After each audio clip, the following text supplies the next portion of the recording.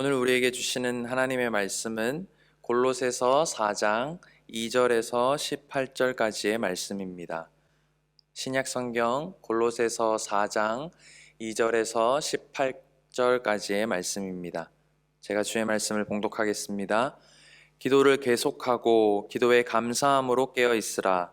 또한 우리를 위하여 기도하되 하나님이 전도할 문을 우리에게 열어주사 그리스도의 비밀을 말하게 하시기를 구하라. 내가 이 일 때문에 매임을 당하였노라. 그리하면 내가 마땅히 할 말로써 이 비밀을 나타내리라. 외인에게 대해서는 지혜로 행하여 세월을 아끼라. 너희 말을 항상 은혜 가운데서 소금으로 맛을 냄과 같이 하라. 그리하면 각 사람에게 마땅히 대답할 것을 알리라. 두기고가 내 사정을 다 너희에게 알려주리니 그는 사랑받는 형제요 신실한 일꾼이요 주 안에서 함께 종이 된 자니라. 내가 그를 특별히 너희에게 보내는 것은 너희로 우리 사정을 알게 하고 너희 마음을 위로하게 하려 함이라. 신실하고 사랑을 받는 형제 오네시모를 함께 보내니 그는 너희에게서 온 사람이라. 그들이 여기 일을 다 너희에게 알려주리라.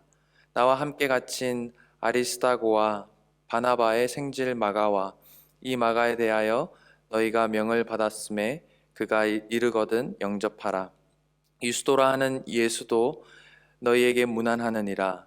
그들은 할레파이나 이들만은 하나님의 나라를 위하여 함께 역사하는 자들이니 이런 사람들이 나의 위로가 되었느니라.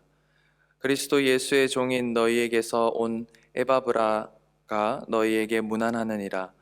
그가 항상 너희를 위하여 애써 기도하여 너희로 하나님의 모든 뜻 가운데서 완전하고 확신 있게 서기를 구하나니 그가 너희와 라오디게아에 있는 사람들과 히에라볼리에 있는 자들을 위하여 많이 수고하는 것을 내가 증언하노라. 사랑을 받은 의사 누가와 또 데마가 너희에게 문안하느니라. 라오디게아에 있는 형제들과 눈바와 그 여자의 집에 있는 교회에 문안하고 이 편지를 너희에게서 읽은 후에 라오디게아인의 교회에서도 읽게 하고 또 라오디게아로부터 오는 편지를 너희도 읽으라. 아키뽀에게 이르기를 주 안에서 받은 직분을 삼가 이루라 하라.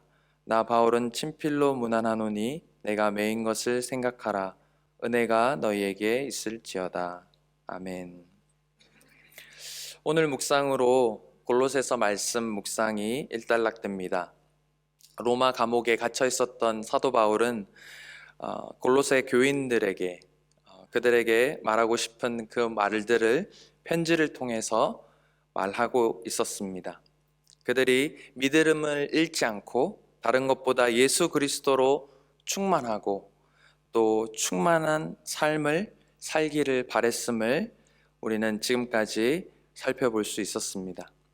마지막으로 사도 바울이 골로새 교인들에게 요청하고 싶은 것이 무엇이었는지 살펴보면서 오늘 우리에게도 큰 도전이 되기를 소망합니다. 첫 번째로 사도 바울은 기도를 계속하기를 요청합니다. 바울은 편지를 마무리하면서 골로새 교회 성도들에게 기도에 감사함으로 깨어있으라 라고 하며 자기를 위해 계속 기도해 달라고 요청합니다. 2절 말씀입니다.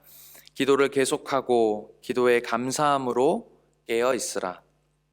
특별히 3절 말씀을 통해서 구체적으로 기도의 내용을 말하고 있는데요. 또한 우리를 위하여 기도하되 하나님이 전도할 문을 우리에게 열어주사 그리스도의 비밀을 말하게 하시기를 구하라. 이 일 때문에 매임을 당하였노라. 사실 바울은 지금 감옥에 갇혀 있는 상황이었습니다. 그럼에도 불구하고 전도에 힘을 쓰는데 그리고 그 일을 위해서 골로새 교회 성도들에게 기도 요청을 하고 있습니다. 이런 요청은 오늘 우리에게도 동일합니다. 우리 교회가 전도할 때 또한 교회가 후원하는 선교사님들이 전도할 때 복음이 잘 전해질 수 있도록 깨어서 우리는 기도해야 할 것입니다. 사도 바울이 이렇게까지 골로새 교회 교인들에게 우리에게 당부하고 있는 이유가 어디에 있을까요?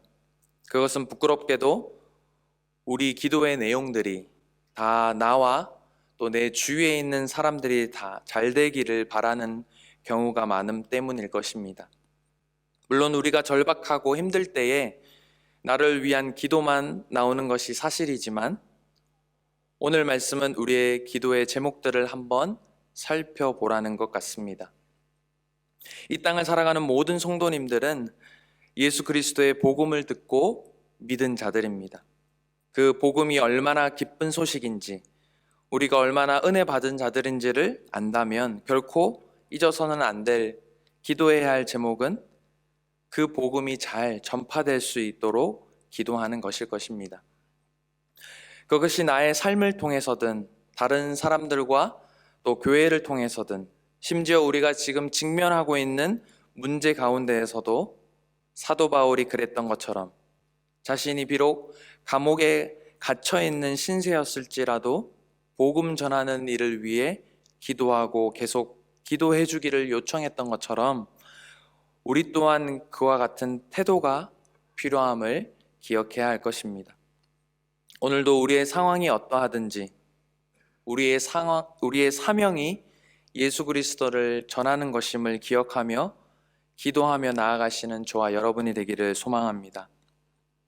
두 번째로 사도 바울이 골로새 교인들에게 요청하고 있는 것은 지혜롭게 행하여 세월을 아끼라라고 말하고 있습니다. 5절 말씀입니다.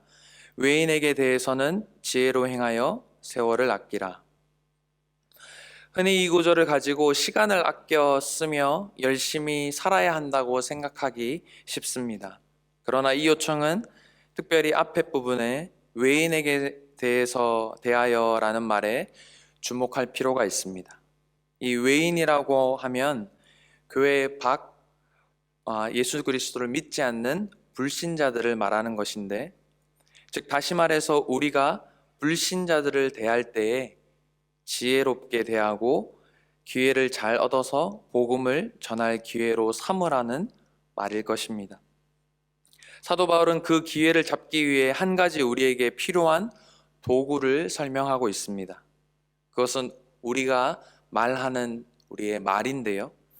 최근 말의 힘에 대해서 주일 설교에 통해서 묵상한 바 있지만 우리의 말 한마디로 사람을 살릴 수가 있고 또 죽일 수도 있다라는 것을 우리는 묵상하였습니다. 6절 말씀입니다. 너희 말을 항상 은혜 가운데서 소금으로 맛을 냄과 같이 하라. 그리하면 각 사람에게 마땅히 대답할 것을 알리라. 여기서 은혜를 말하는 이유가 무엇일까요? 은혜 받은 사람은 항상 겸손합니다. 전도할 때 아무리 상대방이 나에게 무례한 행동을 한다 할지라도 내가 은혜 받은 자로서 겸손하게 말할 수 있어야 한다는 것입니다. 소금으로 맛을 냄과 같이 말을 하려면 어떻게 해야 할까요? 지루하지 않는 말, 또 대화를 이끌어내는 말, 또 즐겁게 하는 말 등을 의미할 것입니다. 아무런 맛이 없는 음식이 아니라 적당히 간이 맞아서 맛깔나는 음식처럼 말하는 것이죠. 그런데도 사도 바울이 끝부분에서 대답할 것을 알게 된다라고 표현한 것은 특히 다른 사람들에게 복음을 전할 때에 그 다른 사람들이 우리에게 복음에 대해 물어볼 때에 은혜롭게 지혜롭게 대답하라는 것을 의미하는 듯합니다. 복음을 전할 기회를 잘 사용하라는 것이지요. 사도 베드로도 너희 속에 있는 소망에 관한 이유를 묻는 자들에게 항상 대답할 것을 준비하되라고 말씀하고 있습니다. 사람들에게 지혜롭게 대답하기 위해서는 먼저 그들의 말을 경청해야 합니다. 우리가 답을 가지고 있다고 해서 일방적으로 그 답을 쏟아낸다고 하는 것이 아니라 먼저 들어주고 공감해 주는 것이 필요한 것입니다. 말은 그 다음입니다. 전도하기 위해서는 말을 잘해야 한다는 부담을 가지지 마시기 바랍니다. 복음을 전하는 데 있어서 가장 중요한 것은 화려함이 아니라 진실함에 있는 것 같습니다. 소금도 많이 치면 안 되는 것과 같이 우리가 무엇을 믿는지, 또 예수 그리스도가 우리에게 어떤 분이신지를 진실하게 말한다면 하나님께서 그 말을 사용하실 줄 믿습니다. 마지막으로 사도 바울은 그와 함께 사역하고 있는 많은 동력자들을 언급하며 편지를 마무리하는 것을 알 수 있습니다.